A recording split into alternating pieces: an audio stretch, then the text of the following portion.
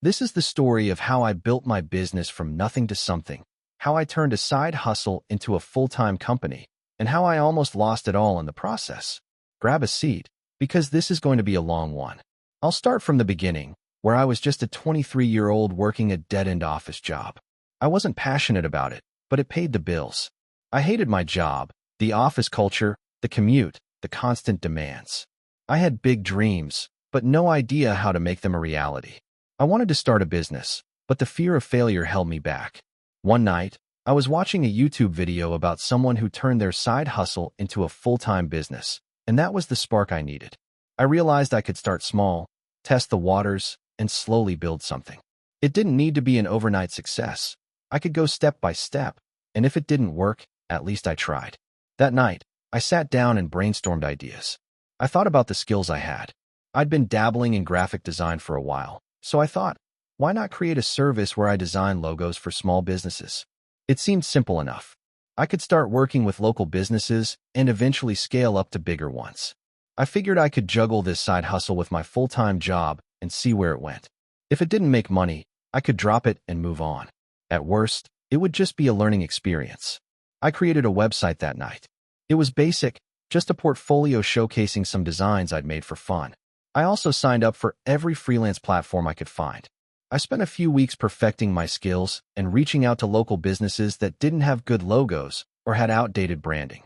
I got a few small gigs here and there, just enough to make me feel like this was possible. I felt like I was living two lives, my 9-to-5 job that drained me and the late-night design hustle that filled me with excitement. Then came the turning point. One of my early clients was a small gym that needed a logo overhaul. I did a great job, and they were thrilled with the final product. They recommended me to a few other businesses in their network, and slowly, word of mouth started spreading. I started getting more clients. I was now working nights and weekends, often until 2 or 3 in the morning, but the money I was making from the side hustle was more than I'd ever made at my office job. I was at a crossroads. I had been working my full-time job for 3 years, and the idea of quitting was terrifying.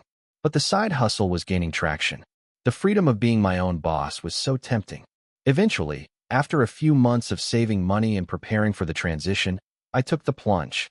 I handed in my resignation and became a full-time freelancer. It was exhilarating, but also terrifying. I didn't have a steady paycheck anymore, and there were so many unknowns. I relied on my client base, but that wasn't always enough.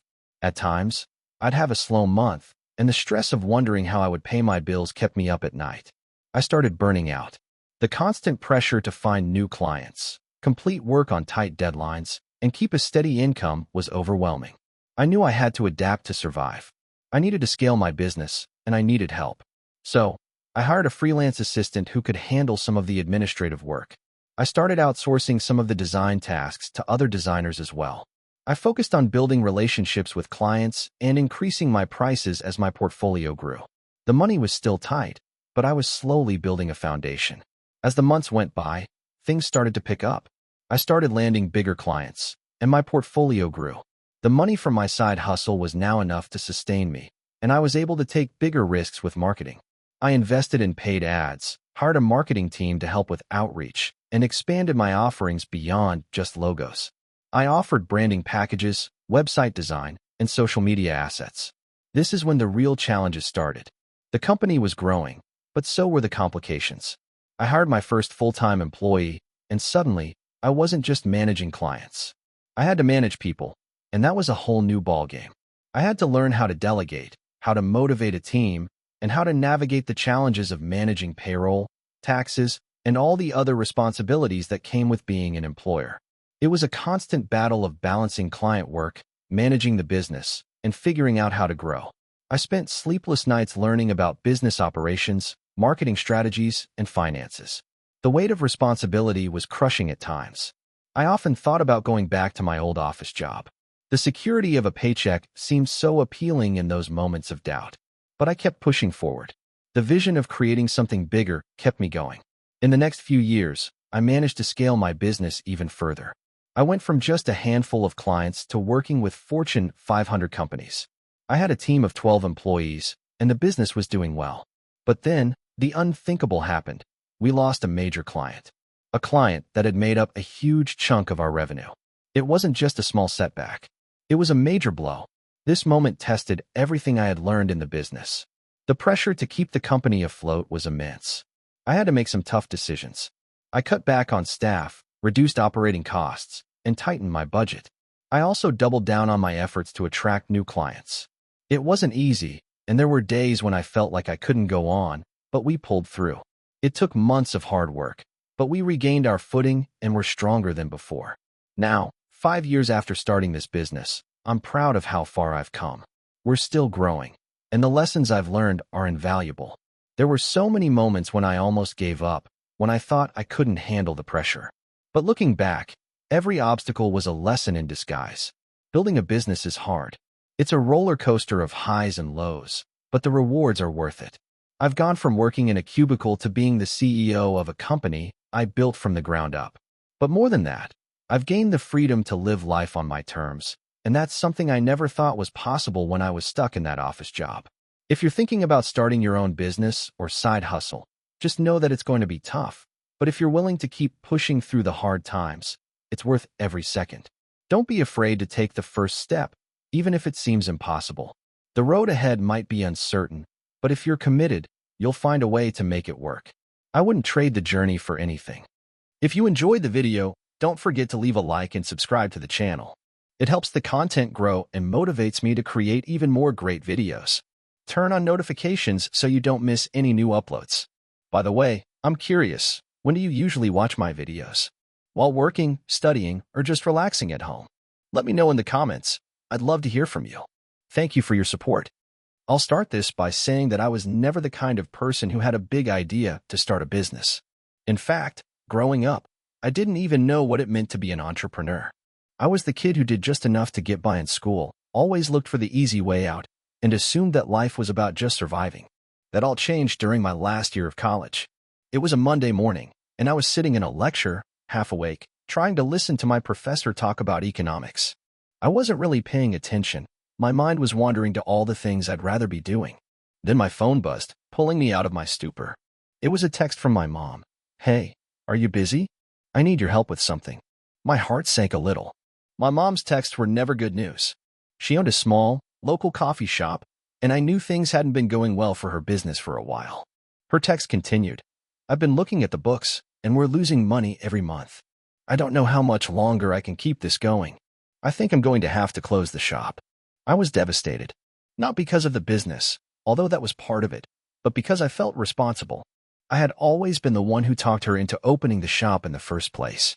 I had been fresh out of high school, thinking it would be a great idea to support my mom, who had always dreamed of running her own place. But over the years, her passion had fizzled, and I hadn't even noticed. After class, I called her. "Mom, I'll come over after dinner. Let's talk about this." I tried to stay calm, but the truth was, I had no idea how I could help.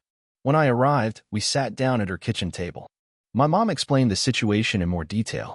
She had been running the shop for almost 10 years, and despite her best efforts, the profits were getting smaller each year.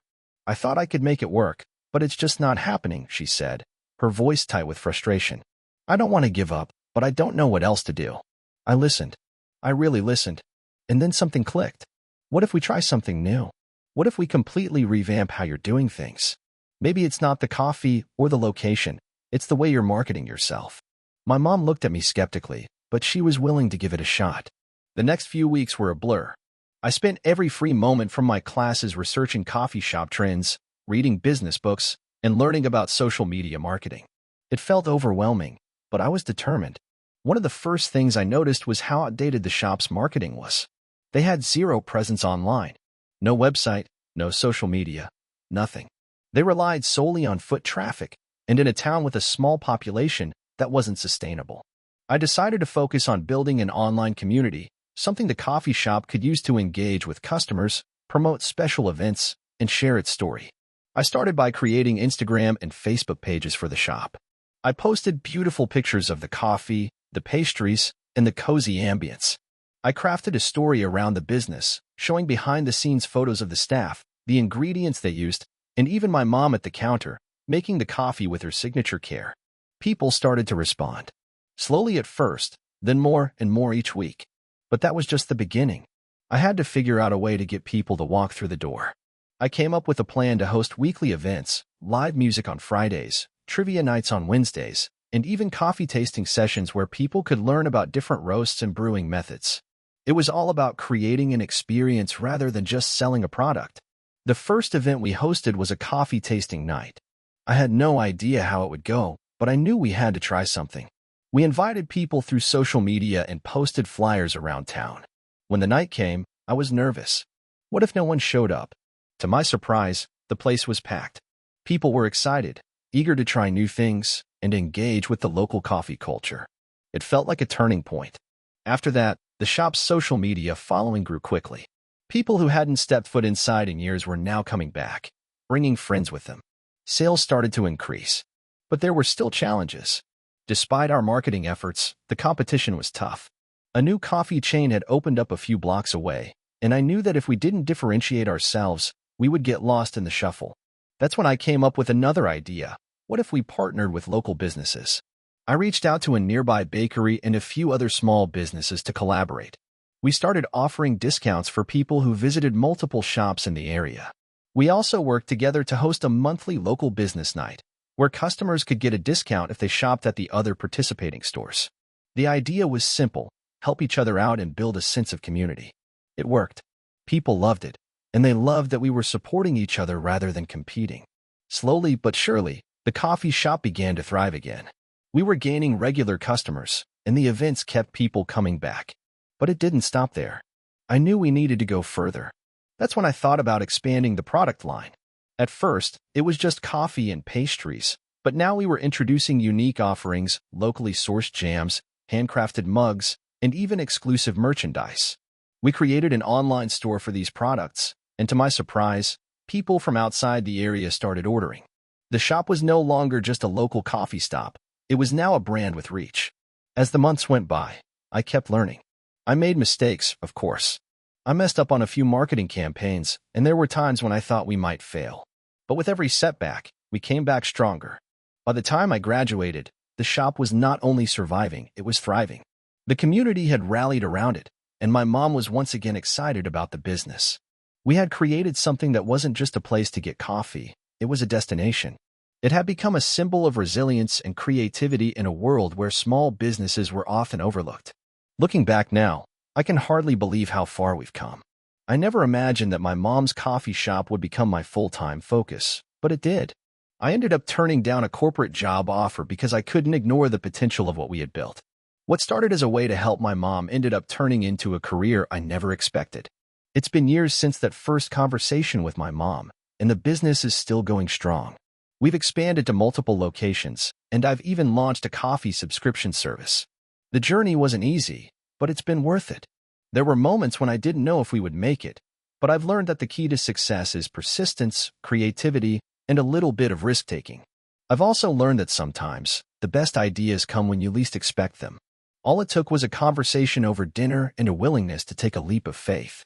I'm proud of what we've built, and I'm grateful that my mom gave me the chance to help her turn her dream into something even bigger than we ever imagined.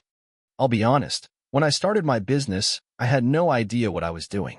My entrepreneurial journey began with nothing more than a laptop, an old credit card, and a dream to build something meaningful from scratch.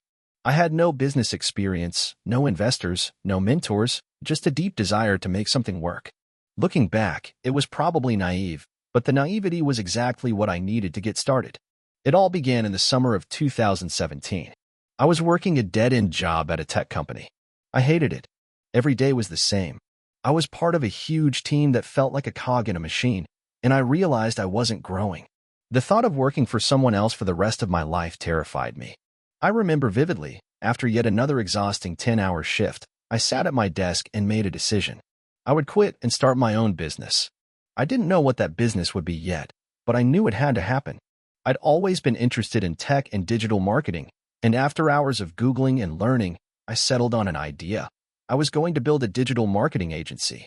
I figured it was an industry where I could use my skills, and I felt confident that I could teach myself everything I needed to know.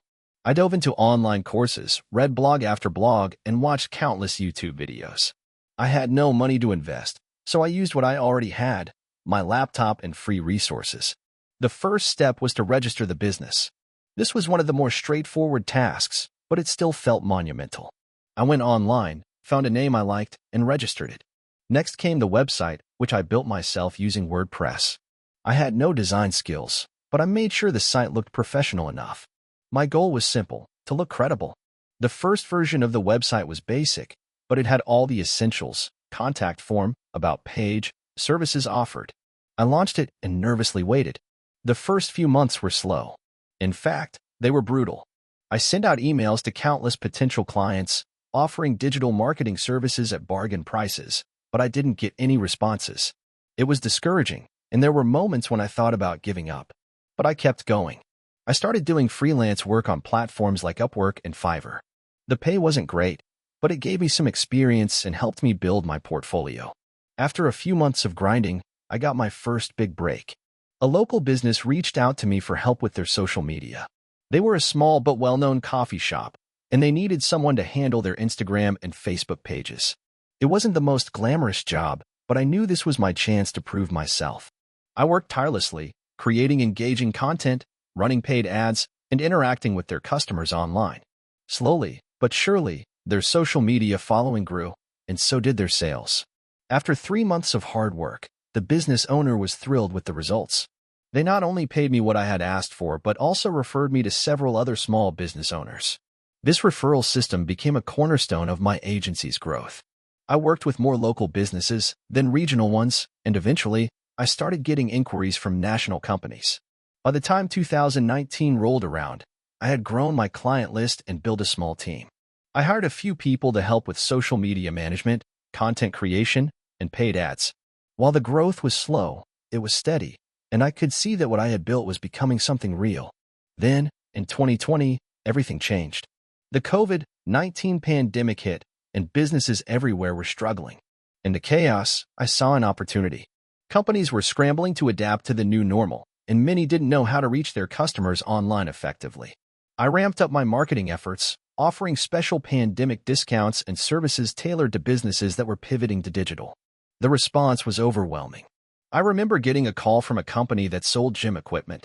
They had seen a drop in sales because gyms were closed, but they wanted help with an online marketing strategy. I put together a proposal, and within a week, we had a contract signed. That deal alone tripled my business's revenue. I also started reaching out to e-commerce companies and other online-focused businesses, offering tailored digital marketing strategies for a world that was becoming more online by the day. By mid-2020, my small digital marketing agency had grown into something I never could have imagined when I started. I went from just myself and a laptop to a full-fledged agency with a team of 10. We were handling major accounts, and business was booming. I invested in software tools to streamline our operations and brought in experts to handle certain areas like SEO and web design. Looking back, the leap of faith I took to quit my job and go all in on my business was one of the best decisions I ever made. Of course, it wasn't all sunshine and rainbows. There were plenty of sleepless nights, financial struggles, and moments of self-doubt. But every challenge was an opportunity to learn and grow. I had made mistakes along the way, but each one taught me a valuable lesson. I had built something from nothing, and it felt incredible. Fast forward to 2023, and my digital marketing agency is thriving. I've expanded into other services like content creation, influencer marketing, and SEO. I have a strong team of experts, and we now handle major clients in a variety of industries, from e-commerce to technology. What started as a solo venture in my bedroom has grown into a business with multiple offices and a client base that stretches across the country. Today, I'm still learning, still pushing, and still growing. I never expected to be where I am now, but I'm so grateful for the journey. It's been a roller coaster, but every twist and turn has been worth it. The moral of my story? If you're thinking about starting your own business, just do it. You don't need to have all the answers, and you won't always get it right. But if you stay consistent, keep learning, and never stop pushing, you'll figure it out along the way. Entrepreneurship isn't about having the perfect plan. It's about taking that first step and building as you go. Trust me, it's worth it. I always thought I was too young to succeed in business. Growing up in a small town where the idea of entrepreneurship wasn't exactly a common dream, I had this nagging feeling that I was somehow out of place. At 18, most people were heading off to college, but I had a different plan. I wanted to build something of my own, something that would change my life, and maybe even the lives of others. Little did I know, this would be a wild, unpredictable ride that would teach me lessons I never expected. It all started with an idea that came out of frustration. I've always been a tech enthusiast. I'd spend hours tinkering with computers, fixing up old laptops and smartphones for friends, and occasionally flipping them for a small profit. One evening, I was trying to fix my friend's old phone. He had dropped it, and the screen was shattered. Repairing it was way too expensive in town, and he was about to toss the phone out. That's when it hit me.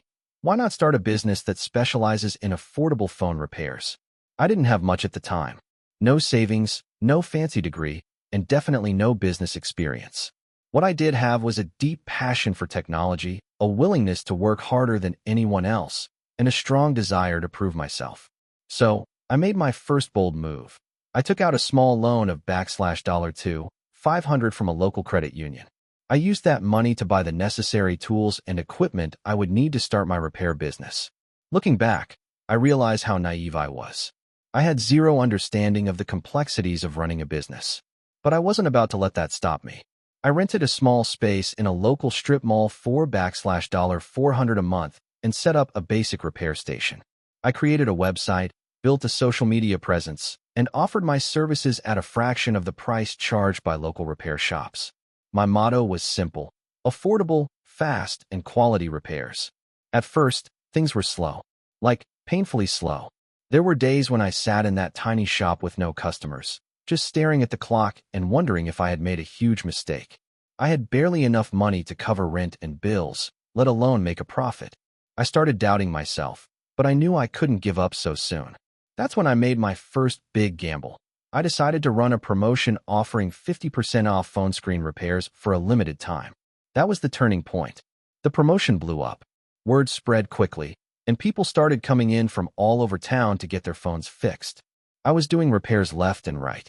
For the first time in months, I felt a glimmer of hope. The money I earned during that promotion gave me enough to keep the business running and hire my first employee, a tech-savvy friend who had been helping me part-time. It was just the two of us for a while, but we worked well together.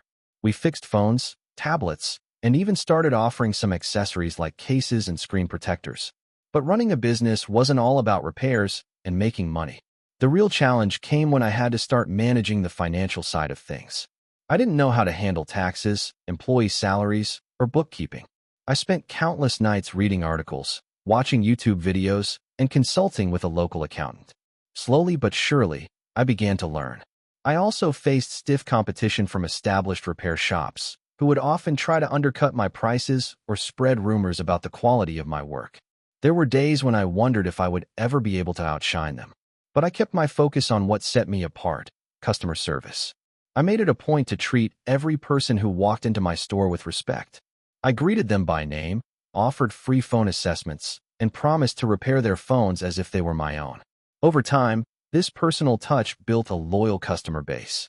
The next challenge was scaling. I had reached my limit in that tiny strip mall shop. My space was cramped, and I had outgrown it. That's when I decided to make another big leap. I found a larger location in a busier part of town, one that had better foot traffic and more exposure. It was a risky move because the rent was significantly higher, $200 a month. But I felt like I had to make the leap if I wanted the business to grow. Moving to the new location was both exciting and terrifying. The first few months were rough. I had to pay for the move, buy new furniture and tools, and get the word out about the new shop. I was living on a tight budget, eating ramen for lunch most days, and working late into the night. But the business started to pick up again. We offered new services like battery replacements, water damage repairs, and even repairs for game consoles. The variety of services helped us attract a wider audience, and our customer base continued to grow. Then came the pandemic. At first, the news was just a rumor. But as weeks went by, it became clear that this virus was serious. By the time it hit full force, the government imposed strict lockdowns, and all non-essential businesses were forced to close. My heart sank. Here I was, with a business that I had worked so hard to build, and now I couldn't even open the doors. For the first time, I truly felt helpless. I had no idea how I was going to survive this. But again, I refused to give up. Instead of closing my shop, I pivoted. I launched a delivery service for phone repairs. I started offering contactless pickups and drop-offs, allowing customers to get their phones repaired from the safety of their homes. I also offered online consultations for people with minor issues that didn't require in-person visits. The response was overwhelming. I wasn't just surviving. I was thriving in a time when many businesses were struggling to stay afloat. As the pandemic began to ease and the world adjusted to a new normal, my business was stronger than ever. I had learned how to adapt, how to hustle, and most importantly, how to persevere. Fast forward to today, and I now own a chain of phone repair shops in multiple cities. I have a team of over 30 employees, and the business continues to grow every year. What started as a small loan and a tiny strip mall shop has now turned into a full-fledged operation with a nationwide customer base. There's a saying I like to remember. The road to success is always under construction. Looking back, I realized that every challenge, every setback, and every sleepless night was just a part of the process. I'm not where I thought I'd be, but I'm exactly where I need to be. I'm still young, still learning, and still hustling. But if there's one thing I've learned, it's this. If you believe in yourself, work harder than anyone else, and never give up, you can turn any idea into something real. I used to be just like everyone else, living paycheck to paycheck, stuck in the grind of a job I hated, and convinced that my life would always be this way. But looking back now, I can't help but laugh at how much has changed. This is the story of how I went from broke and lost to running a successful business that brings in more than I ever imagined. I grew up in a middle-class family, nothing fancy, but we had what we needed. My parents were both hardworking, and they instilled in me the idea that the key to success was working hard and climbing the corporate ladder. So, naturally, I followed the same path. I went to college, got my degree in marketing, and started working for a small digital marketing firm. The job was decent at first, but after a few years, I began to feel like a hamster in a wheel. No matter how much I worked, no matter how many clients I brought in, I was always stuck at the same level, getting small raises and a pat on the back every year. One day, after a particularly long and draining meeting with a client, I realized that I couldn't keep doing this. I was in my mid-20s, and it felt like I had already hit my peak. The thought of spending the next 40 years doing the same thing made me feel suffocated. I had always been an ambitious person, but I couldn't figure out how to break free from this cycle. One night, after coming home from work, I was scrolling through Reddit, as I often did to unwind, when I came across a post that would change everything. It was a story about someone who had started a small online business with a minimal investment and had grown it into a multi-million-dollar company. They were just like me, average, no special skills or connections, but they had taken a leap of faith and made it work. It was an inspiring read, and it got my wheels turning. For the next few weeks, I obsessively researched everything I could about online businesses.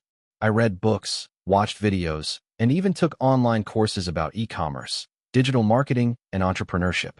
It all started to make sense to me. There was a whole world out there that didn't require me to work for someone else.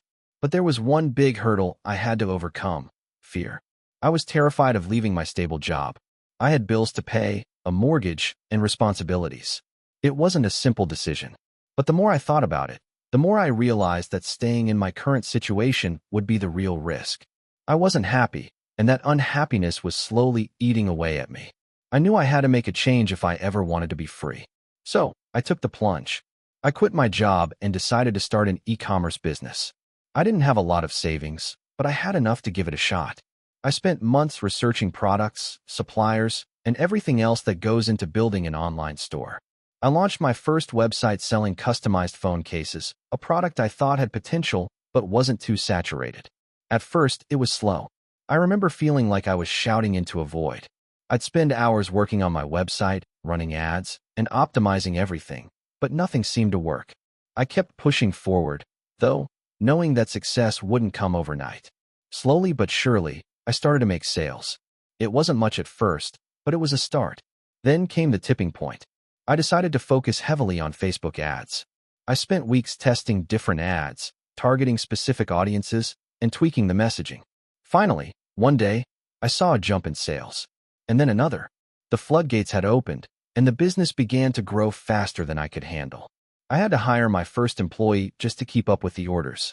I reinvested every dollar I made into scaling the business, and within a year, I had built a solid customer base and was making enough money to quit my side jobs and work full-time on my business. But it wasn't smooth sailing from there.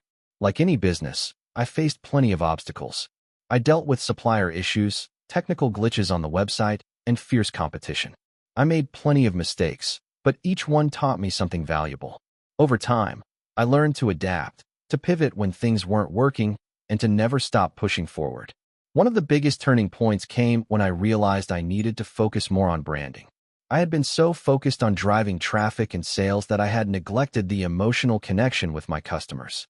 I decided to rebrand the business, invest in professional photography, and create content that resonated with my audience.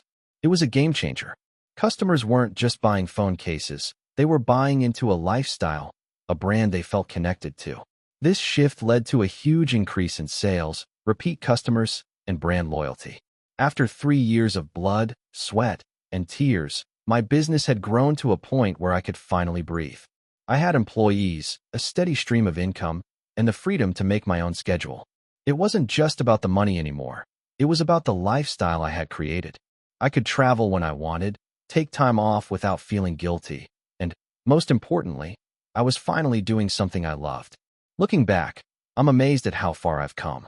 I went from a frustrated employee in a cubicle to a successful business owner who's constantly pushing the limits of what's possible. There are still challenges, of course, but they don't feel as daunting anymore. I know I have the skills, the mindset, and the resilience to overcome anything that comes my way. The key takeaway from my story is simple. If you want to change your life, you have to be willing to take risks. It's never easy, and it certainly isn't quick, but with hard work, persistence, and a little bit of faith in yourself, anything is possible. I'm proof of that. So, if you're stuck in a job you hate or dreaming of starting your own business, take that first step. The hardest part is getting started, but once you do, the world opens up to you in ways you never thought possible. I've been an entrepreneur for almost 10 years now. When I started, I had no idea what I was doing. I was 24, fresh out of college with a degree in business, but no real-world experience. I remember looking at my bank account at the time, $1, 500 in savings, and feeling like that amount would either make or break me. I didn't have the luxury of a family connection or rich parents to help me out. I had to figure it out on my own. It all started in a small apartment in a crummy part of town. I had a side job as a server in a local restaurant to pay the bills. My idea was simple: create an online store where I could sell custom-made phone cases. I thought it would be easy, just design a few cool cases, set up a website, and boom, I'd be a success. How wrong I was. I spent the first few months getting the website up and running. I designed a bunch of phone cases, found a manufacturer overseas, and placed a big order of cases. I thought that I could just sell the products at a markup and make a killing. I invested all of my savings into the inventory, and when the boxes finally arrived at my apartment, I felt like I had just won the lottery. The problem? Nobody cared about my phone cases. Not a single sale in the first 2 weeks. I kept checking my website traffic and watched as it barely budged. I'd send out social media posts, try to get influencers to share my products, and even ran Facebook ads. But still, nothing. I was crushed. I kept pushing though, tweaking my marketing strategies, trying to adjust my products, but it felt like a never-ending cycle of failure. The only thing that was keeping me afloat was the side job at the restaurant, but that wasn't going to last forever. I was getting burned out. Then, one night, a thought hit me like a ton of bricks. I was working at the restaurant, wiping down tables, when I overheard a conversation between 2 customers. They were talking about how expensive custom-made phone cases were. That moment was the breakthrough I needed. It wasn't about just offering cool designs, it was about affordability. I immediately went home that night and started brainstorming ideas. I realized that I had to rework my whole business model. I couldn't just offer basic designs. People wanted something unique and customizable, but they also didn't want to break the bank. I decided to pivot. I would offer a platform where customers could design their own phone cases for a low price. This decision was a gamble. I would need to revamp the entire website, find a new supplier, and figure out how to scale up production while still keeping the prices competitive. I didn't have enough money to do all that, but I found a way. I borrowed some money from a friend, put everything I had into the new platform, and began to focus on content marketing instead of paid ads. The first month after the relaunch was still slow. But I kept tweaking the user experience on the website, offering better designs, and listening to my customers. Slowly, but surely, sales began to trickle in. I started getting positive feedback, and word of mouth began to grow. I also used Instagram to my advantage, posting user-generated content and getting people involved with the brand. Slowly, but surely, my sales began to rise. I remember the first month I made $10,000. I thought I had made it. I took a break from everything and treated myself to a nice dinner. But I soon realized that making money was one thing, staying profitable was another. I had to keep pushing forward. I reinvested every dollar I made back into the business, expanding my product line and reaching new customers. By the end of my first year in business, I had crossed $100,000 in sales. But things weren't as easy as they seemed. I was constantly running into issues with suppliers, inventory management, and customer service. I was exhausted. At one point, I was working 80 hours a week, barely sleeping, and surviving on coffee. Then came the pandemic. In the early days of the pandemic, business slowed down drastically. People weren't buying phone cases anymore. Everyone was more concerned with toilet paper and hand sanitizer. I had to make a hard decision. Do I keep my business running, or do I cut my losses and close the shop? The decision I made was to pivot again. I didn't want to give up. I saw that there was an opportunity in offering personalized face masks. People were looking for creative ways to stay safe, and I realized I could help by offering custom-made face masks. I quickly reworked my website to include masks and started running new ad campaigns to drive traffic to the new products. It was a risk, but it paid off. People loved the custom masks. My sales skyrocketed again. I even managed to turn a profit that year despite the pandemic chaos. That's when I realized that entrepreneurship isn't about having a perfect plan or finding immediate success. It's about resilience and adaptability. Over the years, I faced so many ups and downs. There were times I felt like quitting, times when I didn't think I could go on, but I kept pushing. There were moments where I doubted my abilities, where I thought I was in over my head, but I learned to trust the process. Today, my business generates millions in revenue. I've expanded into other product lines, hired a small team of incredible people, and built a brand that I'm genuinely proud of. The days of working as a server are long gone.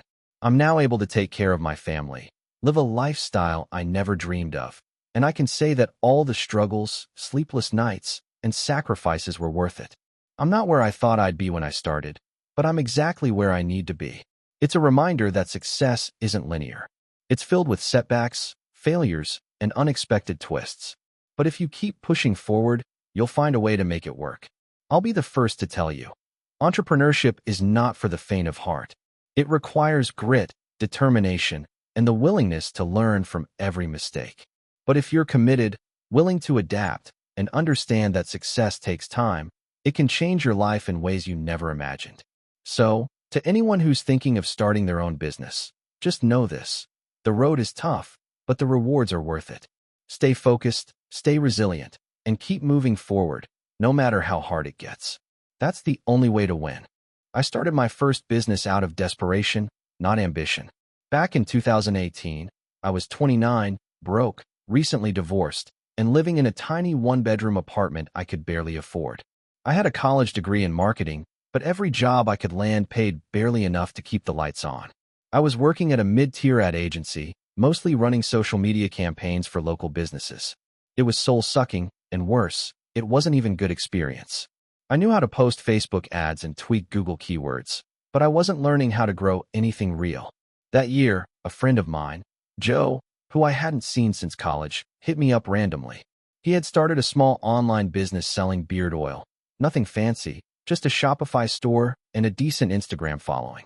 He was doing like $4,000/month in revenue, and most of that was coming from repeat customers. I was shocked. He was one of the least entrepreneurial people I knew. But what caught my attention wasn't his success, it was his pain point. He hated customer service. He was spending 4 to 5 hours a day replying to emails, processing returns, handling complaints, and he couldn't keep up. He asked if I wanted to handle that side of the business for a small cut. I said yes. At first, it was just 10 to 15 emails a day. I used templates, kept things friendly, and made sure customers felt heard. Within 2 weeks, I had reduced refund requests by over 30%. I also started tracking complaints, noticing patterns in shipping delays and product issues. I put together a weekly report and sent it to Joe. He was impressed. Then he told two other friends who were also running e-commerce stores. They reached out, and soon I was handling support for 3 Shopify stores. That's when it clicked. These small businesses were drowning in the non-sexy part of e-commerce: customer support, fulfillment issues, order management. They didn't need a virtual assistant. They needed a system. So I quit my job in November 2018. My parents thought I was insane. I had no savings, no safety net, and no real plan except, I'll build a customer service agency. I called it Echo Support. I bought a domain for $11 and made a basic landing page using Card. I didn't know how to sell, so I just sent cold emails to every e-commerce brand I could find on Instagram, saying, I handle customer support so you can grow your store. Flat monthly fee. No hourly nonsense. Quick response times. Real humans, not bots. Out of 50 emails, 2 people replied. 1 signed up. That was enough. I charged $800/month flat for full email support, 7 days a week. I worked 12-hour days that first month, obsessing over every detail, making sure response times were under 2 hours, building macros, and learning everything I could about Zendesk and Gorgias. By March 2019, I had 4 clients and was making $3,200/month. I hired my first contractor, a woman named Maria from the Philippines who had worked at a call center for 5 years. She was incredible. I paid her $6/hour, and she was thrilled. I trained her myself, shadowed her emails, and slowly delegated. By the end of that year, I had 10 clients. I was bringing in $12K/month, with $4K in expenses. For the first time in my life, I wasn't just surviving, I had margin. Then COVID hit. 2020 was a disaster for many, but e-commerce exploded. Suddenly, everyone was buying online, and all my clients saw their order volumes triple. So did the customer support tickets. Some couldn't keep up and churned, but others doubled down. They referred friends. I revamped the business, built SOPs, hired 3 more full-time agents, and started offering 24/7 coverage. I also raised prices from $800/month to $1,500/month. In July 2020, I onboarded a fitness brand doing $5M/year. They were drowning in 100+ tickets per day. I offered to take over their entire support operation for $3,500/month. They said yes. We built a team of 4 agents just for them. In 2 months, we cut their average response time from 18 hours to under 3 hours, and refunds dropped by 40%. Their COO wrote me a testimonial that I still use on my website. From there, things snowballed. By mid-2021, we had 22 clients and 30 contractors. I was now a CEO, not a support agent. I had an operations manager, a client success manager, and even a part-time recruiter helping us vet new agents. Revenue hit $60K/month. I started paying myself a salary of $8K/month and left the rest in the business. Then came my first real test. One of our biggest clients, a beauty brand doing $10M+ in annual sales, left us. They said they were bringing support in-house. They accounted for 20% of our revenue. I panicked, but the next week, they came back. Their internal team lasted exactly 9 days. Customers were furious, tickets were piling up, and they realized how much work we had been doing behind the scenes. That experience taught me something critical. We weren't a commodity. We were a painkiller. In 2022, I started thinking about selling. I wasn't burned out, but I was tired. Running a 35-person team across 6 time zones is no joke.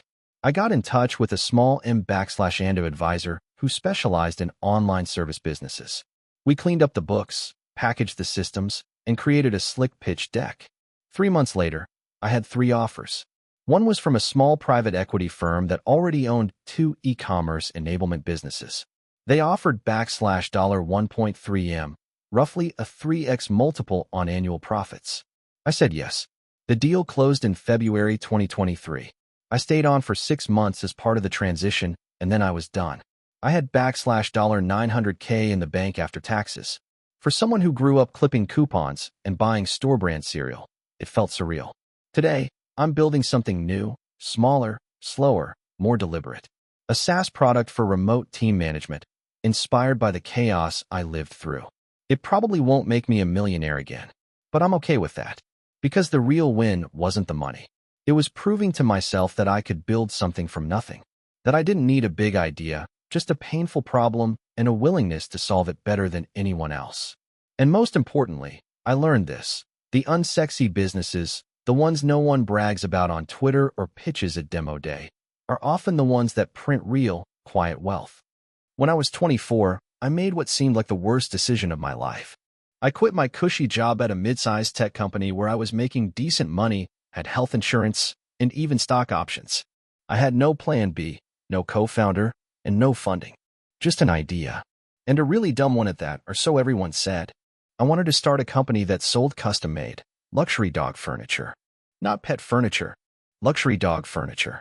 Think mahogany dog beds, velvet cushions, brass fixtures, stuff that wouldn't look out of place in a restoration hardware catalog. It came to me when my girlfriend, now wife, insisted on getting a hypoallergenic golden doodle named Pepper. She then spent $400 on a dog bed that matched our sofa. That's when it hit me. Dog people don't have a spending limit. But no one I pitched the idea to agreed. My parents told me I was being ridiculous. My friends laughed. My old boss at the tech company suggested I go back to school. Even Pepper seemed unimpressed when I built my first prototype from scrap wood in Target pillows. Still, I went ahead and registered the LLC, Posh Living. I started with $8,000 in savings and no income. I taught myself basic woodworking on YouTube, rented out time in a community makerspace, and built 5 sample beds over the course of 3 months. My girlfriend and I set up a basic Shopify site with high-quality photos and lifestyle shots of Pepper lounging like a diva. We launched with 5 beds, priced between $299 and $799.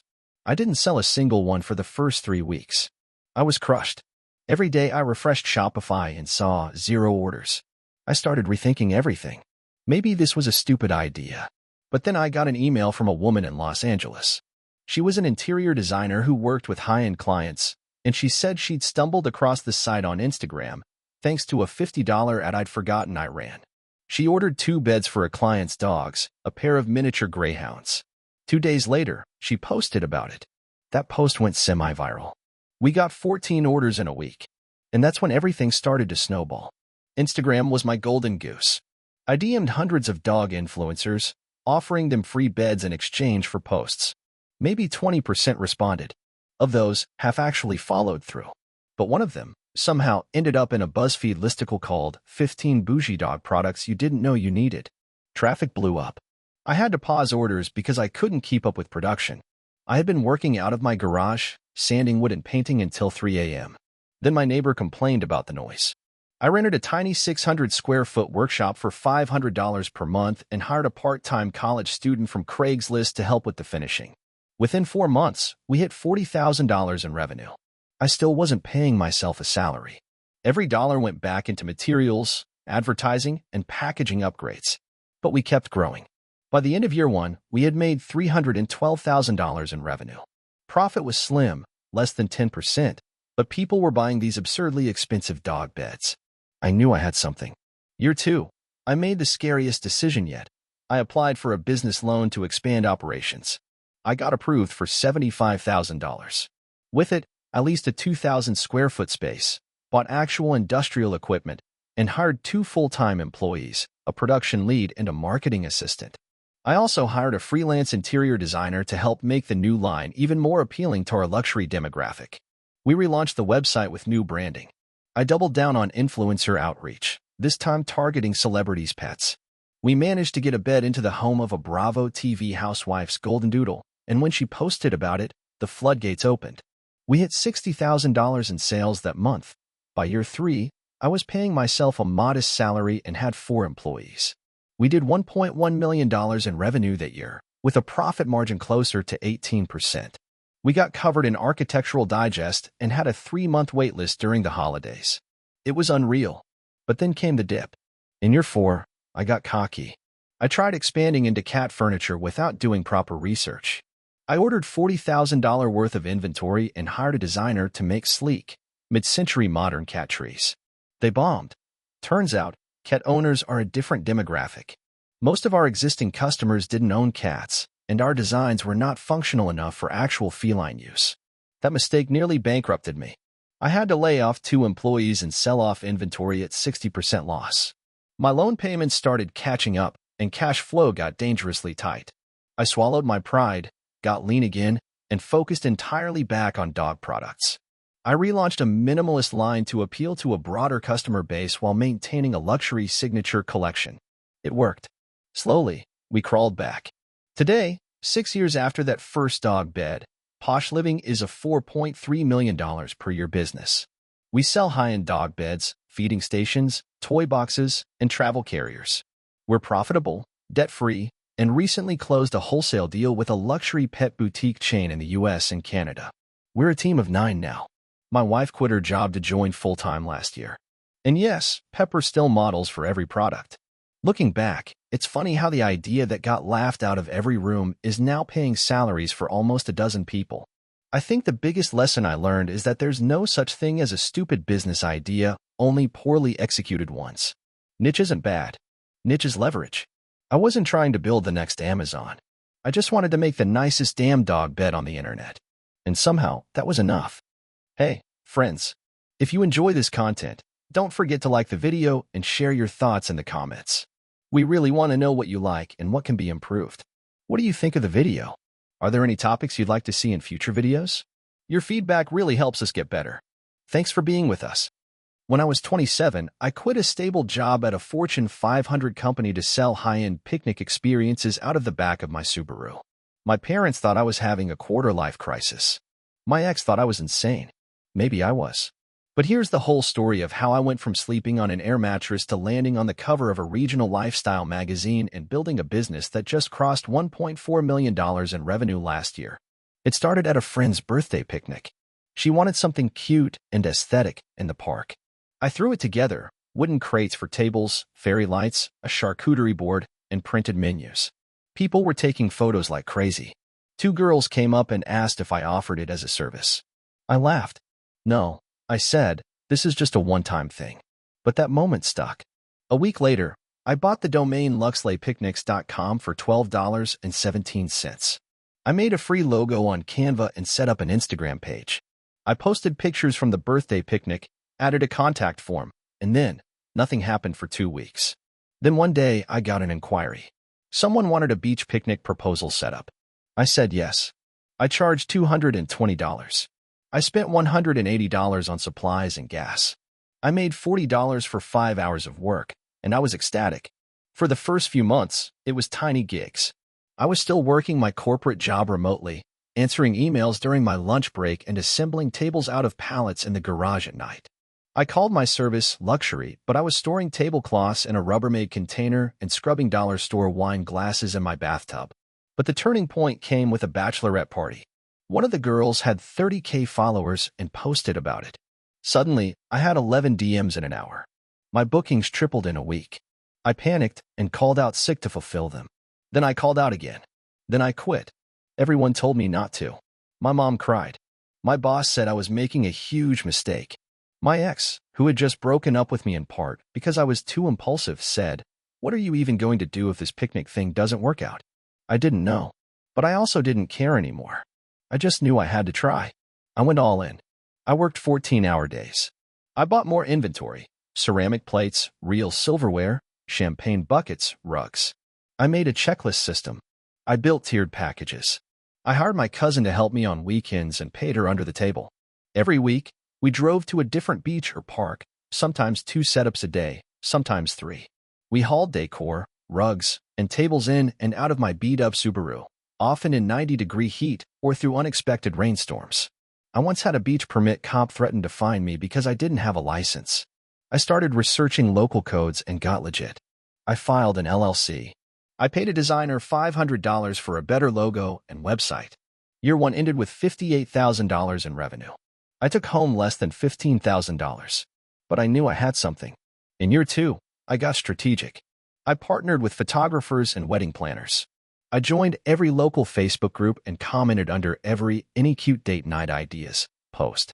I created a proposal package that included champagne, a Bluetooth speaker, and a professional photographer. I raised my prices. A $220 package became $490.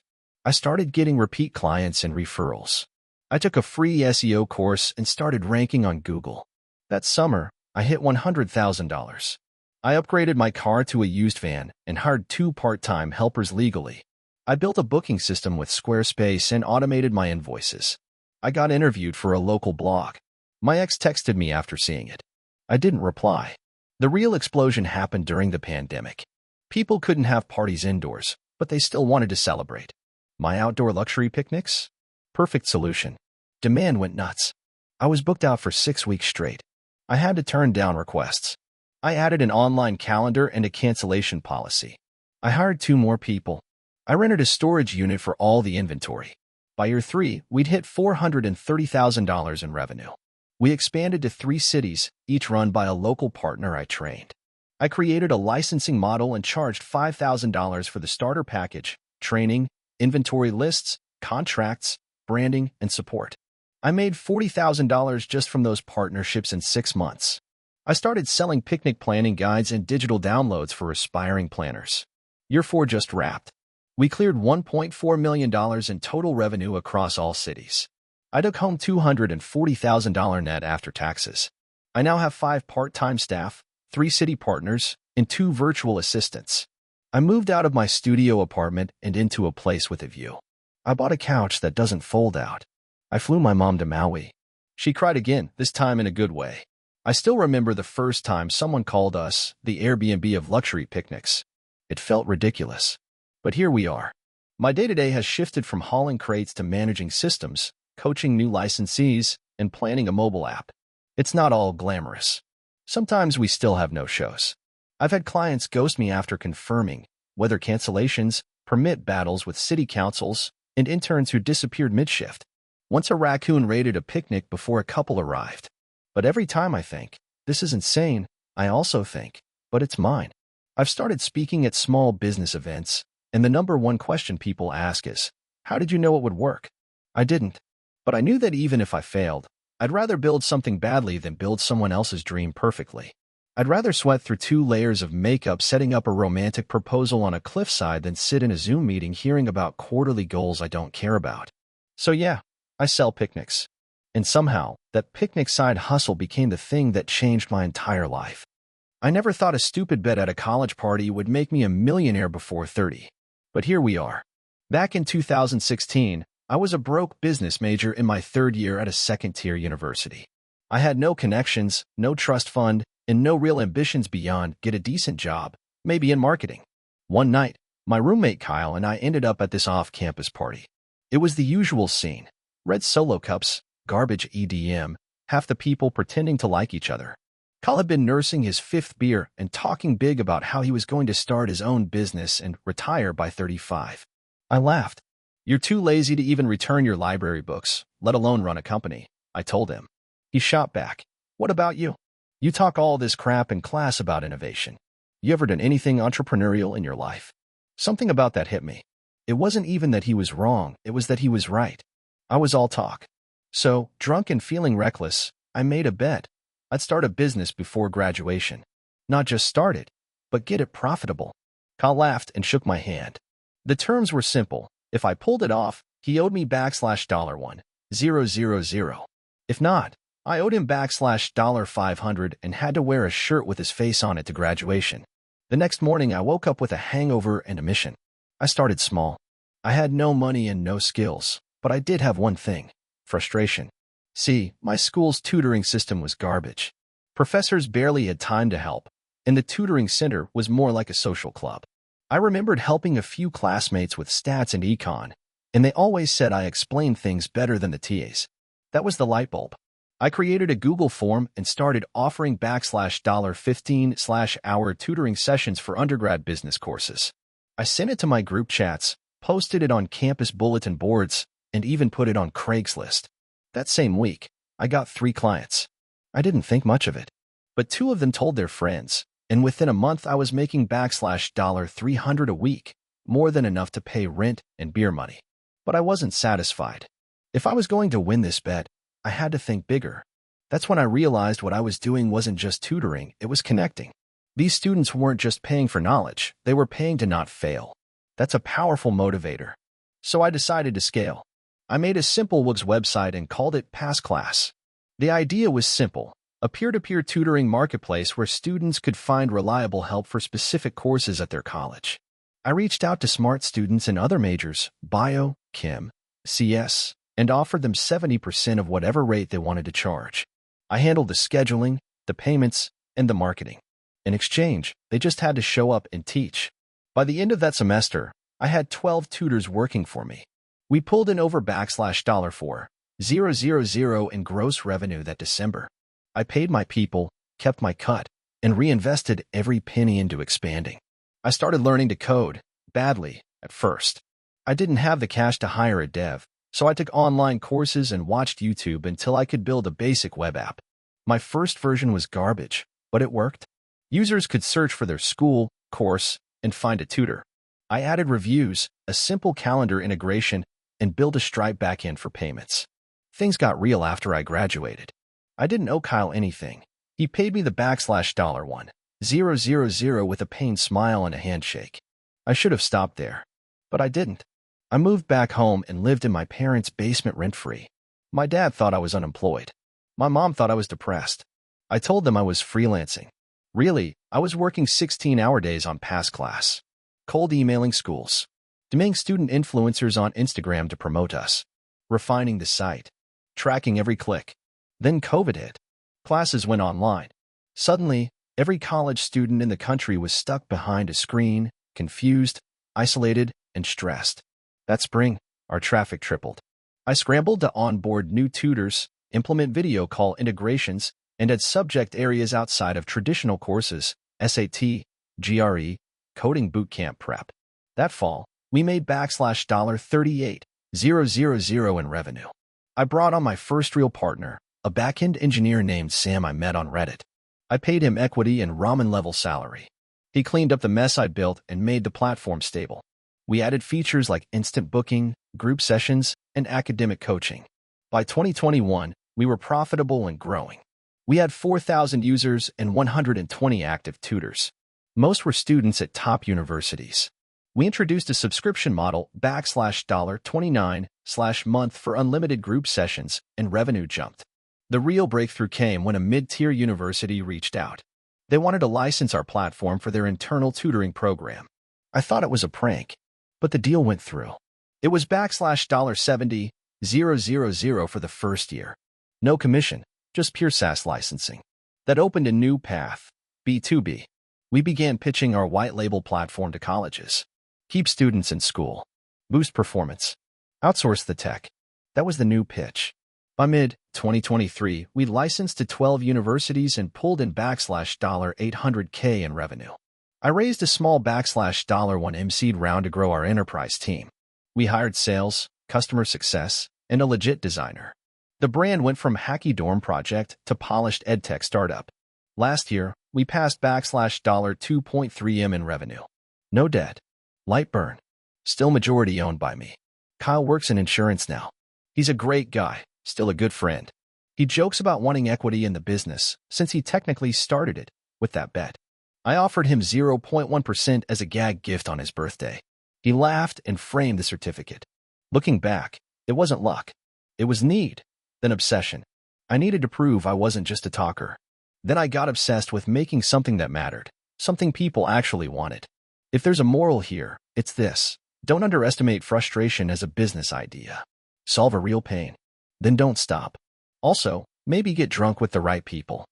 In 2019, I accidentally started a multi-million-dollar business by trying to impress a girl I never even dated. Let me back up. I was 26, working a soul-sucking job in IT support in Chicago.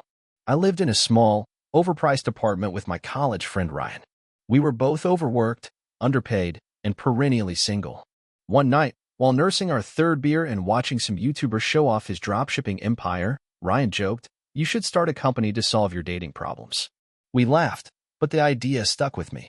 Not the dating part. Well, kind of, but the idea of starting something. Around that time, I had matched with this girl named Erin on Hinge. She was the kind of woman who made you rethink your entire wardrobe and start Googling how to build confidence fast. Her profile said she was into sustainable fashion and supported small, ethical businesses. I, on the other hand, had 5 identical H&M shirts and never thought twice about where they came from. So, in a bid to sound interesting, I told her I'd been looking into launching a sustainable brand. That was a lie. But she seemed intrigued and asked, "Oh cool, what kind of products?" Panic. My thumbs hovered over the keyboard. I looked around my bedroom. Laundry on the floor, some thrifted posters, a reusable water bottle. I typed, socks maybe. Something simple but high quality. Her reply, "That's awesome. So many people ignore basics like socks. Would love to see it when it's live." That was it. No date, no follow-up. Just her being polite. But I had already lit the fuse. I went down a rabbit hole. I spent nights researching sustainable fabrics, manufacturing costs, eco-friendly dyes, you name it. Ryan thought I was losing my mind. I found a supplier in North Carolina who could do small batch organic cotton socks and agreed to a minimum run of 500 units for $700. That was 80% of my savings. I had no website, no logo, no name. But I had 500 pairs of plain white socks made from bamboo and organic cotton sitting in our living room 2 months later. Ryan finally snapped. "Dude, you realize you've just blown your savings to impress a girl you don't even talk to anymore?" He was right. But I was in too deep. I named the brand Grounded and spent $38 on a Shopify template. I didn't have marketing skills, so I posted about the launch on Reddit, Instagram, and emailed a few eco-focused blogs pretending to be a PR guy for Grounded. I even DM'd Erin and sent her a free pair. She never replied. We launched in June 2020, right in the heart of lockdown. The first day? 0 orders. The second day? Also 0. By the end of the first week, I had sold 3 pairs, 2 to friends and 1 to someone I assumed was a bot. But then something strange happened. A blog I had emailed actually published a tiny blurb about Grounded. That post got picked up by a small eco-living newsletter. We sold 73 pairs in one day. That was the spark. People began tagging us in Instagram posts. Reviews started coming in. One guy wrote, "I never thought I'd care about socks, but these are like walking on clouds." I reinvested every penny back into the business. I added new colors, then ankle socks, then a limited edition series with a local Chicago artist. We went from $0 to $120K in revenue by the end of 2020. I quit my IT job in February 2021. Ryan joined me full-time in April after we raised a $50K angel round from one of his old coworkers who had sold his startup. We used that to expand our product line to underwear and plain tees. Again, nothing flashy, just comfortable basics people actually wear. By 2022, we hit $1.6 million in revenue. We never went viral. We never got on Shark Tank or got covered by Forbes. Our growth was steady, fueled by word of mouth and a relentless focus on quality and sustainability. We weren't even the cheapest option on the market, but customers kept coming back. What made it work, I think, was how grounded, no pun, the whole thing was. We didn't pretend to be revolutionizing the fashion industry. We just made socks that didn't fall apart or hurt the planet. In early 2023, a larger sustainable fashion company reached out. They wanted to acquire Grounded. I thought it was a prank at first, but the offer was real $5.2 million for the brand, team, and inventory. I took it. After taxes, legal fees, and a few other slices, I walked away with just under $2 million. I still live in Chicago. I upgraded to a slightly nicer apartment, helped Ryan buy a used Tesla, and donated a chunk to a nonprofit that builds community gardens. I haven't spoken to Erin since that first week in 2019, but I did check her LinkedIn once. She's now working for a sustainable shoe company. Part of me wants to tell her what she unknowingly started, but the larger part of me likes the poetry of never saying a word. I never built Grounded to get rich. I built it because for the first time in my life, I had something to prove. Not to a woman, or even to Ryan, but to myself, that I wasn't just another guy with a dead-end job and a head full of what-ifs. It started as a lie in a dating app chat. It ended as the best decision I've ever made. I never intended to become an entrepreneur. In fact, if you'd asked me 5 years ago, I'd have told you I was perfectly content making $65K a year as a mid-level marketing analyst at a mid-sized tech company in Denver. My life was stable, comfortable, boring. Everything changed after a birthday dinner for a friend at this ridiculously overpriced tapas place downtown. I was seated next to this guy named Marcus, a friend of a friend, who worked in logistics. He spent the better part of the night talking about inefficiencies in the warehouse-to-doorstep delivery model for small e-commerce brands. I barely listened until he said something that stuck with me. You know the average time it takes a small brand to get their stuff delivered to a customer once it's shipped? 9 days. 9. Amazon ruined us. Nobody waits 9 days for anything anymore. For whatever reason, that offhand comment planted a seed. I couldn't stop thinking about it. I started researching that night. Not the Amazon-level logistics. I knew I couldn't compete there, but the gap Marcus talked about. There were thousands of boutique e-commerce shops trying to fulfill orders out of garages or using third-party warehouses that moved at the speed of molasses. A week later, I called Marcus and pitched a wild idea. What if we started a small, nimble 3PL, third-party logistics company that catered only to micro brands? Shops doing $10K to $500K a month in revenue that didn't need massive warehouses, just fast, reliable fulfillment? To my shock, he said yes. 2 months later, we both quit our jobs. We called it SwiftShip. Our first warehouse was a 2,400 square foot unit in Aurora, Colorado, sandwiched between a CrossFit gym and a weird party supply rental business. We bought 10 racks off Craigslist, a used forklift, a label printer, and begged a Shopify influencer to let us fulfill their merch for free in exchange for a shout-out. The influencer deal didn't blow us up overnight, but it got us our first real clients, 3 of them. We handled around 80 orders a day at the beginning. Marcus did the picking and packing. I handled customer service, software, and the sales calls. We slept in the office twice a week. Ate Chipotle or nothing at all. Laughed when we could afford both toilet paper and thermal labels in the same week. By month 6, we had 11 clients and were barely breaking even. But then came the turning point. An ex-colleague of mine, Jenna, reached out. She'd started a side hustle selling minimalist home office accessories on TikTok and was suddenly doing 300 orders a day, too much for her to handle. I flew to LA, met her in person, and promised her we'd turn around every order in under 24 hours, even if it killed us. She signed on. Her brand, Oakline, became our rocket ship. Oakline's volume forced us to upgrade. We leased a 7,000 square foot facility and hired 6 part-time staff. I found an offshore developer to build us a custom dashboard so clients could see real-time inventory and order tracking. We integrated with Shopify, WooCommerce, and Etsy. Suddenly, we weren't a scrappy experiment. We were a real business. Year 2 revenue $1.3 M. Profit $87K. We paid ourselves $42K each. Still ramen tier salaries, but I didn't care. SwiftShip had 29 clients, and our biggest one, not Oakline anymore, we had 2 bigger now, was doing 1,200 orders a day. But the stress? Unreal. We had 1 week in November where USPS dropped the ball and lost 142 packages. Clients were furious. I had to spend 17 straight hours calling customers and begging them not to leave us. We ate that loss. $6,700. Just wrote the refunds ourselves. Still, we survived. Barely.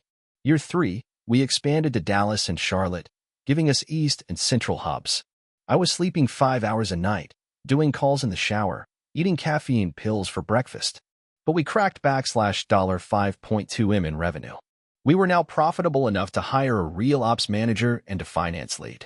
We started getting acquisition offers around then. The highest was $9 M from a mid-sized logistics firm on the West Coast. I wanted to say yes. Badly. I missed weekends. I missed birthdays. I hadn't seen my parents in a year and a half. But Marcus was adamant. If we sell now, it's a win. Yeah. But it's not the win. We didn't sell. Instead, we raised a small round from a friend of a friend angel syndicate $600K on a $12 M valuation. We used it to automate as much as we could. Conveyor belts, smart scanners, AI-based inventory restocking suggestions.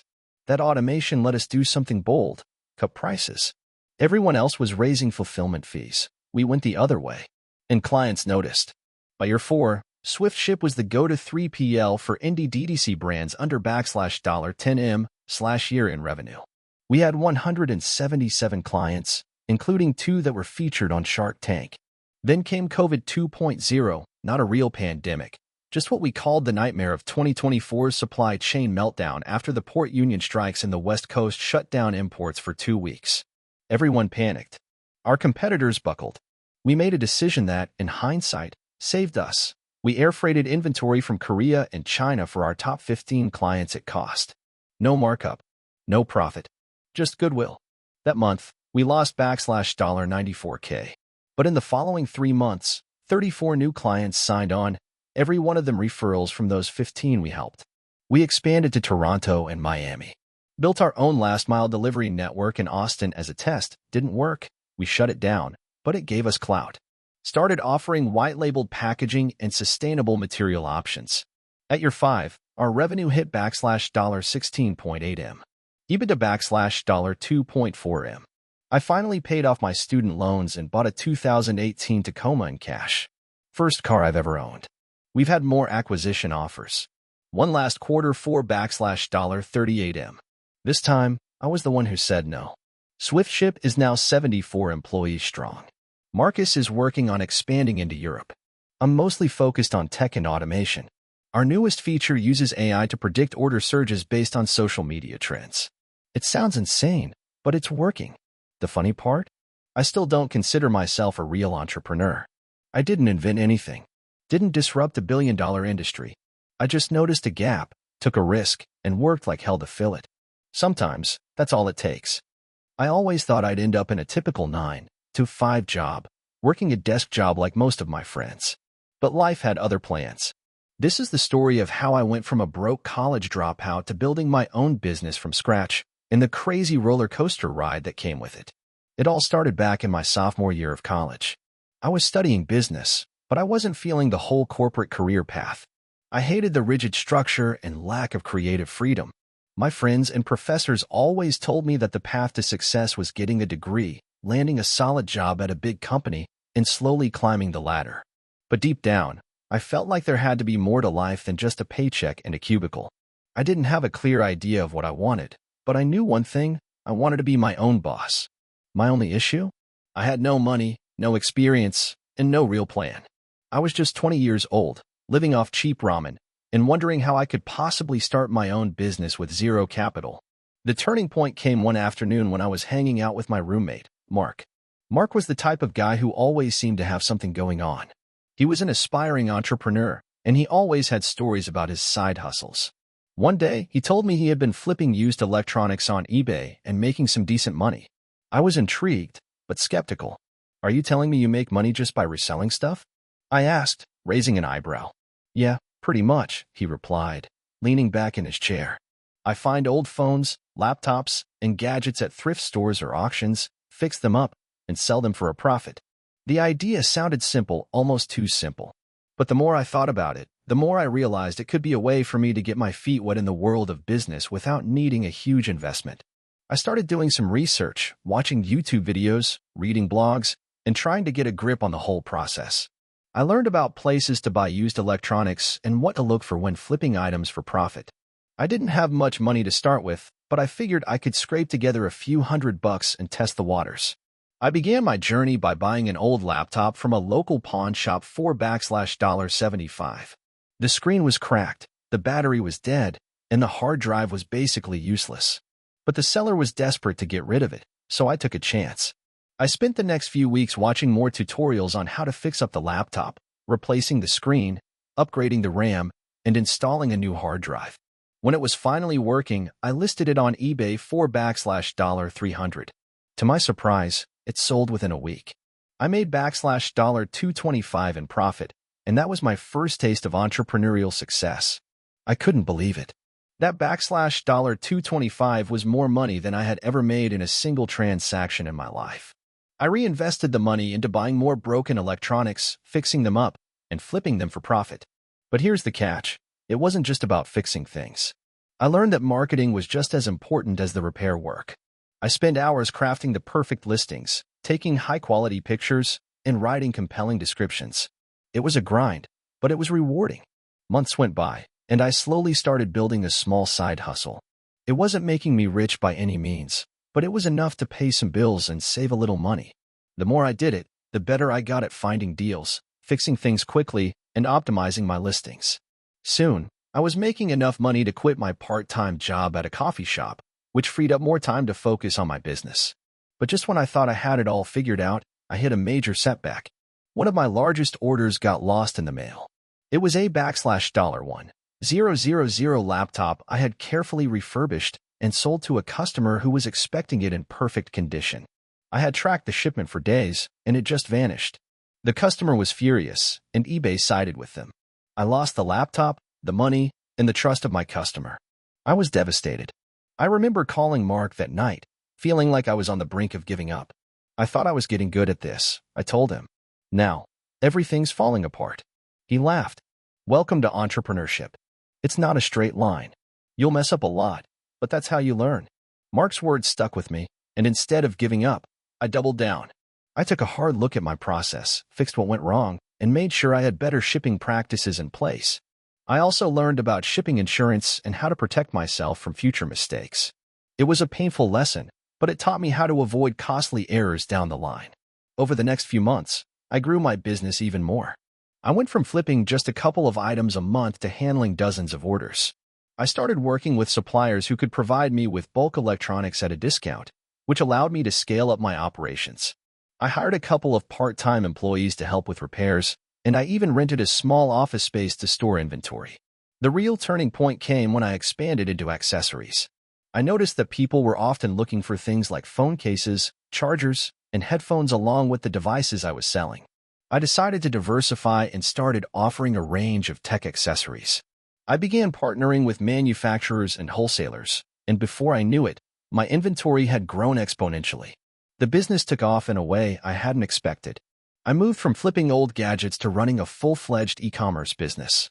Sales skyrocketed, and I started to reinvest profits into other ventures. I opened an online store and hired more staff to handle the growing demand. By the time I turned 25, my business had grown to 6 figures in annual revenue. It wasn't just about flipping electronics anymore. It was about building a brand and providing quality products to customers. I was no longer working from a cramped dorm room. I had a full office with a team, and we were sending out hundreds of packages a week. But the road to success wasn't without challenges. I had my fair share of sleepless nights, and there were moments when I doubted myself. There were periods of uncertainty, times when cash flow was tight, and moments when I questioned whether I was cut out for this.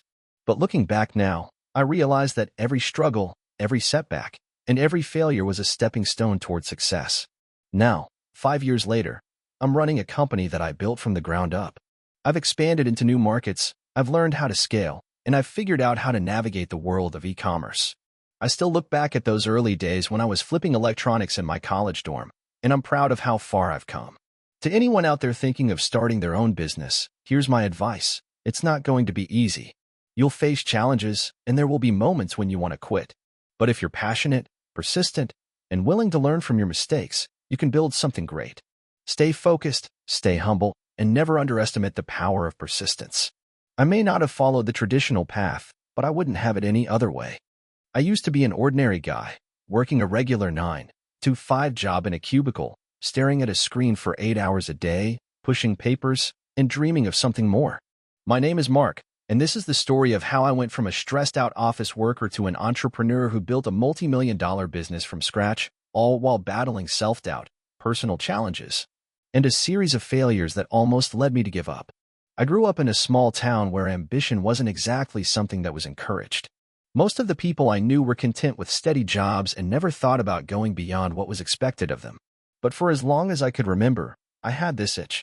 I knew that I wasn't meant for a desk job forever, and I constantly thought there had to be more to life than just punching in and out of a 9-to-5 schedule. After graduating from college with a business degree, I quickly found myself in a job that was decent, but I wasn't happy. I worked in a small corporate office, handling paperwork and helping with small-scale projects. The work itself was fine, but the hours, the monotony, and the feeling of being stuck drove me crazy.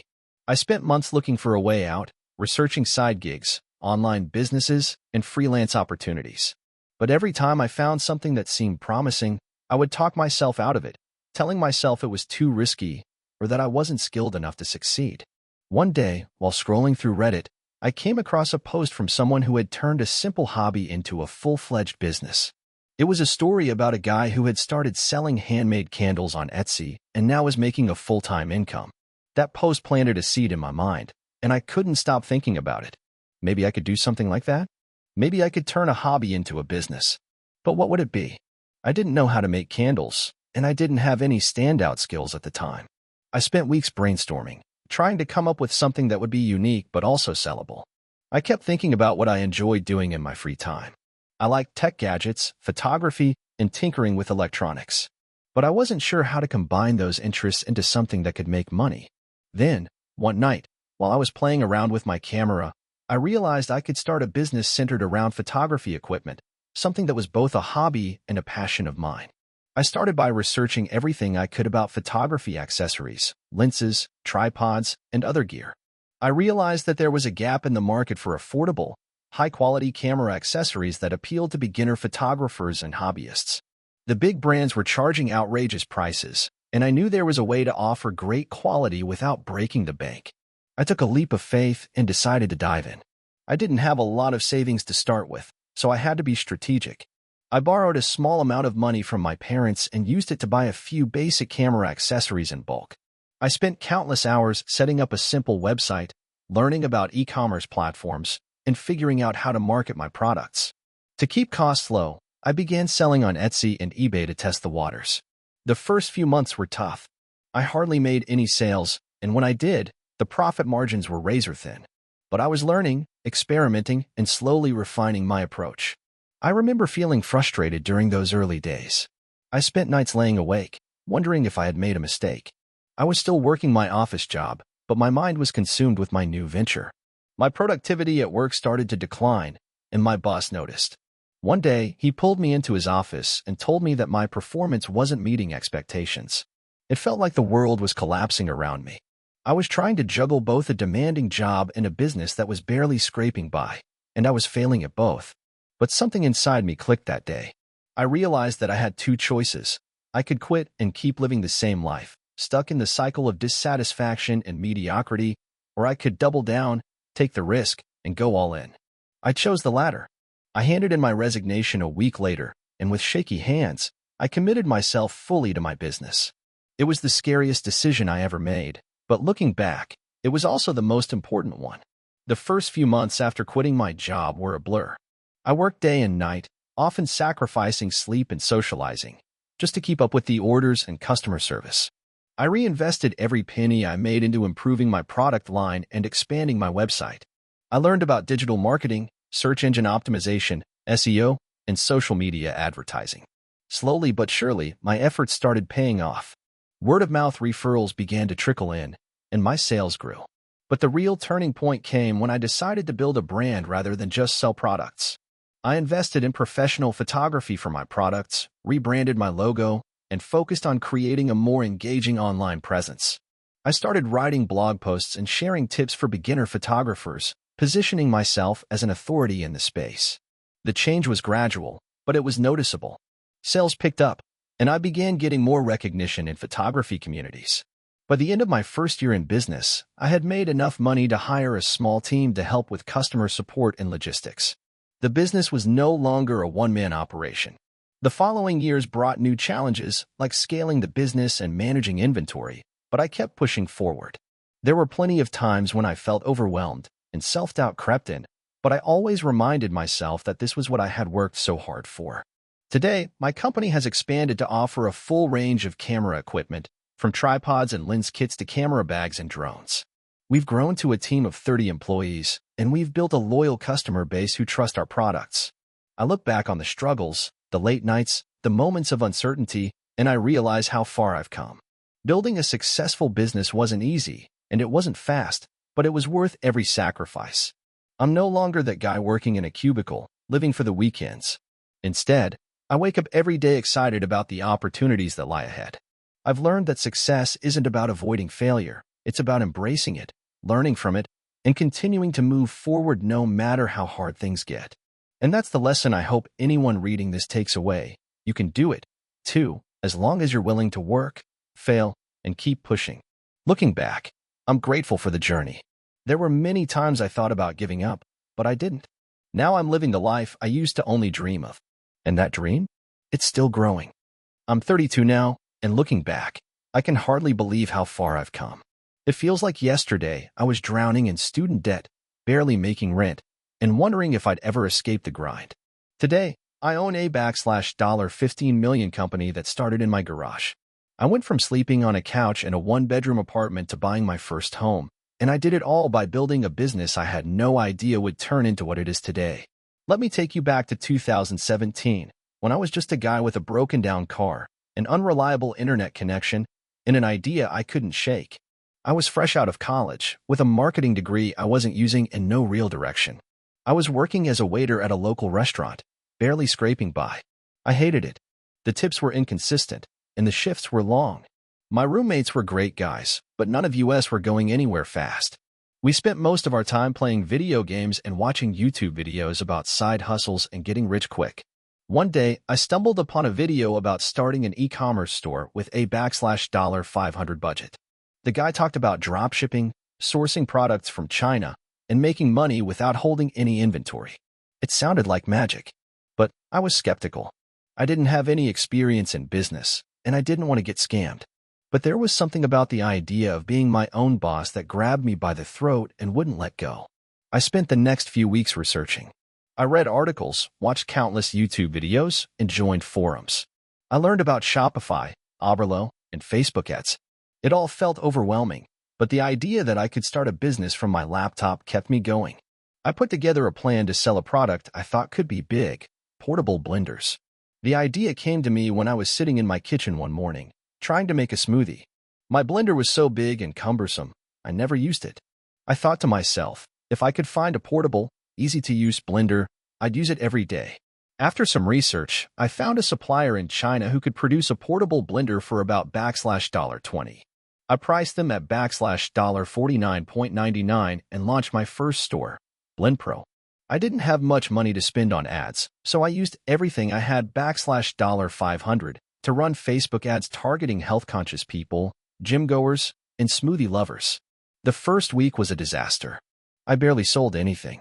I kept tweaking the ads, adjusting the audience, and testing different images. Then, just as I was about to give up, something clicked. I remember getting an email notification while I was waiting tables. It was an order for 3 blenders. My heart skipped a beat. It wasn't much, but it was real. Someone in the world was buying my product. I couldn't stop smiling that entire shift. That small success gave me the momentum I needed. I started reinvesting everything I made back into the business. More ads, more testing, more tweaking. Slowly but surely, sales started coming in. I made enough money to quit my job as a waiter after 3 months of running the store. I moved into my own apartment and dedicated myself full-time to BlendPro. I thought I was on the path to success, but the journey was far from smooth. I was dealing with supplier delays, shipping issues, and quality control problems.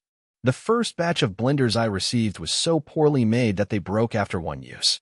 I had to refund customers, apologize, and find a new supplier. But I didn't give up. I kept learning from my mistakes, and over time, I found a reliable supplier that delivered high-quality products. I also learned how to optimize my website for conversions and improve my Facebook ads. By 2018, I was doing about $15,000 in monthly sales. Then, in 2019, everything changed.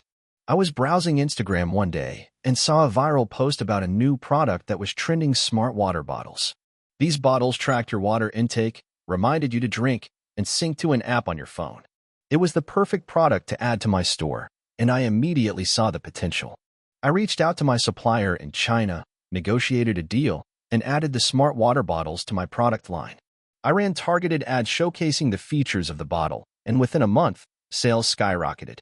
By the end of 2019, BlendPro was doing over $100,000 in monthly sales. I couldn't believe it. I had built something real, something that wasn't just a pipe dream anymore. I hired a small team of freelancers to help with customer service, social media, and marketing. I also began building a brand around BlendPro, focusing on health and wellness. We started sharing customer testimonials, fitness tips, and nutrition advice on social media, and the brand began to grow organically. In 2020, the pandemic hit, and my business exploded. People were stuck at home, and online shopping boomed. I took advantage of the situation by launching a new product every few months. I introduced more health-related gadgets like fitness trackers, resistance bands, and yoga mats. My store became a one-stop shop for everything wellness-related. By the end of 2020, BlendPro was doing $4 million in revenue. I couldn't believe it. I had built a full-fledged business in just 3 years. But it wasn't all smooth sailing. I struggled with scaling my operations. Managing inventory, shipping, and customer service became overwhelming. I had to hire more people, move into a larger warehouse, and implement systems to keep up with demand. But I was determined to make it work. In 2021, I secured a small investment from a venture capital firm, which gave me the capital to expand even further. We launched our own line of fitness apparel, and I invested heavily in influencer marketing. I partnered with fitness influencers on Instagram and YouTube to promote BlendPro's products, and it paid off big time. By 2022, BlendPro was a $15 million company. I had built something from nothing, and I had the freedom to work on my terms. But even though I had achieved success, I never forgot where I started. Today, I mentor aspiring entrepreneurs and share my story to inspire others. I still work hard every day, but it's different now. I'm not just grinding to pay rent. I'm building something that will outlast me, and I'm proud of that. So, to anyone out there who feels stuck, who feels like they're not where they want to be, keep going. It might take time. It might take a few failures. But if you keep pushing, you'll surprise yourself with what you can achieve. You don't need a fancy degree or a big investment to start. You just need the determination to make it happen. I still remember that day I got that first order. It wasn't much, but it changed everything. I started my business with almost nothing. It was 2017, and I had just finished a degree in marketing. But instead of jumping into the corporate world like most of my classmates, I decided to take a risk. I wasn't sure where the journey would lead, but I knew I couldn't spend another day working for someone else. The idea of starting my own business had been floating in my head for a while, but it took a lot of courage to finally pull the trigger. I didn't have a lot of capital to begin with. In fact, I started with $200, just enough to buy a few materials to make a product that I could sell. The only skill I had at the time was basic knowledge of digital marketing. I didn't know how to manufacture a product or run a supply chain, but I was determined to figure it out. My idea was simple. I wanted to create a line of custom design planners. At the time, there were already a ton of planners out there, but I felt like most of them lacked personality. I saw an opportunity to design something that was more than just a functional tool. It would be a piece of art. So, I sat down at my kitchen table with a notepad and sketched out my ideas. The next step was finding a manufacturer. This was the most difficult part, as I had no idea where to begin. I started Googling local printing companies and reached out to a few that seemed promising. It took days of sending emails and making phone calls, but eventually, I found a small printing shop willing to work with me. The next challenge was the actual production. I needed to find quality materials that wouldn't cost me an arm and a leg, and I had no idea where to source them. I spent hours researching paper types, cover materials, and binding options. It was overwhelming, but I was determined to make it work. Once I had all the materials in place, it was time to create my product. I spent days designing the covers, choosing color schemes, and picking fonts. I even created a few mock-ups to show potential customers. I used my knowledge of social media marketing to build anticipation before the product launch. I posted sneak peeks of the designs on Instagram and Facebook and created a simple website where people could sign up for early access to the product. The first day I launched the product, I was nervous. I had no idea if anyone would actually buy it, but to my surprise, I made 3 sales that first day. It was a small victory, but it gave me the encouragement I needed to keep going. From there, things slowly started to pick up. I kept creating new designs and adding them to my website. But as sales grew, so did the problems. Shipping became a nightmare. I didn't anticipate how much time it would take to pack and ship the orders.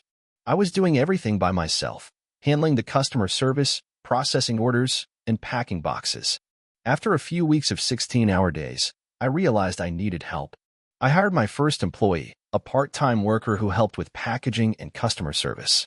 It was a huge relief, but it also meant that I had to learn how to manage people.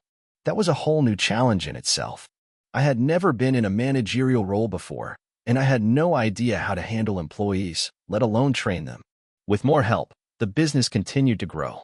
But with growth came new hurdles. I had to find ways to scale the business without losing the quality that made my product special. I decided to invest in better equipment, which allowed me to automate some of the production process. I also started looking into outsourcing some of the work, so I could focus on the marketing side of things. By 2019, my brand had gained some traction. I was getting regular sales and had a solid customer base.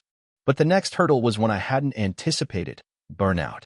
I had been working nonstop for 2 years, and it finally caught up with me. I was exhausted. The constant hustle had worn me down, and I didn't know how much longer I could keep up the pace. I took a step back and reevaluated my approach. I realized I had been so focused on the day-to-day operations of the business that I hadn't taken the time to think strategically about where I wanted to take it. I decided to bring on a business coach who helped me see the bigger picture. Through working with my coach, I learned how to delegate more effectively, how to build a strong team, and how to prioritize my time. I also learned the importance of building systems and processes that could run without me constantly being involved. It wasn't easy, but over the next few months, I made some significant changes to the business. I streamlined operations, hired more help, and put systems in place that allowed the business to run more smoothly. I also spent more time on the things I enjoyed, like designing new products and connecting with customers. By 2020, my business was thriving. I had a strong team, a solid customer base, and a steady stream of income. But just as things were starting to feel comfortable, the pandemic hit. The world came to a halt, and so did my business. My sales dropped drastically. People weren't buying planners during lockdowns when their routines were upended. I thought about giving up, but I remembered why I started the business in the first place. I had built something from nothing, and I wasn't about to let it go just because of a setback. I decided to pivot. I started offering digital planners, which people could download and use on their tablets or computers. It was a risk, but it paid off. Not only did it give me a new revenue stream, but it also helped me stay connected with my audience during a difficult time. By the end of 2021, my business had bounced back stronger than ever. I had expanded my product line, built a loyal following, and created a brand that stood for something more than just a planner. It was about helping people take control of their lives and find balance in a chaotic world. Looking back, I can't believe how far I've come. There were so many times when I wanted to quit, when I thought the road ahead was too hard, but I kept pushing forward. I've learned more in the past 5 years than I could have imagined. From figuring out how to make a product to running a successful business, every step of the journey has been a learning experience. My advice to anyone thinking of starting their own business is simple: start. Don't wait for the perfect moment, because it will never come. You'll make mistakes, you'll face setbacks, but you'll also learn, grow, and achieve things you never thought possible. The key is persistence and a willingness to adapt. Today, I look at my business and feel a sense of pride. I've created something that not only provides for me and my team, but also helps people lead more organized, intentional lives. It hasn't been easy, but it's been worth every ounce of effort. Thank you for watching until the end. If you enjoyed this video, don't forget to like and subscribe to the channel so you won't miss new videos. Also, leave a comment. I'd love to hear your thoughts. Your support and engagement mean a lot to me. See you in the next video.